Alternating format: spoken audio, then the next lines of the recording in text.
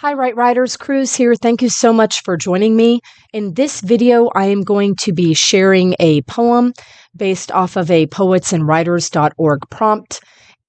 Specifically, it was about haircuts, where it asked us to write a poem about your last haircut or the experience of observing a haircut. Then Poets and Writers suggested that we include details of where we were, who was cutting our hair, the sounds of the clippers or scissors, and the emotions experienced. So in this, Right Writers, I share a poem of a haircut, in this case on me, and sharing this poem with you guys. And this poem is called Trust. Run extension cord from the living room, because the dining room has the best natural light. Plug in the wall clippers. Feel its vibration in mechanic man hands. She sits upright in the middle of the room. Begin with guard number 8. Buzz to the right, buzz to the left, next the back, then blend. Move to guard number 5. Buzz to the right, buzz to the left, next the back, then blend. Finally, guard number 3. Buzz to the right, buzz to the left, next the back, then blend. Pause. Time for a review. I blend hair as needed. Pause. Time for a review. I leave her natural hairline along her long neck. I remind her to do her sideburns. She prefers to trim those herself.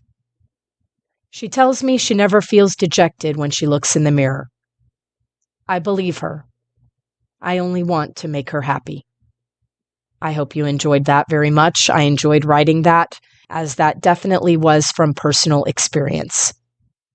Let's move on to our next prompt for next Tuesday, and this one is a creative nonfiction prompt entitled Phobia.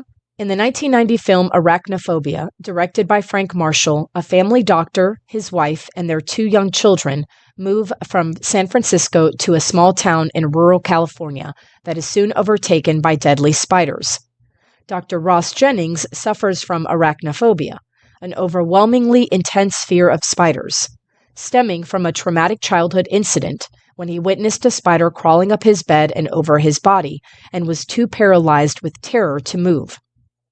Write a personal essay that examines the origins of one of your own fears, either serious, silly, or somewhere in between.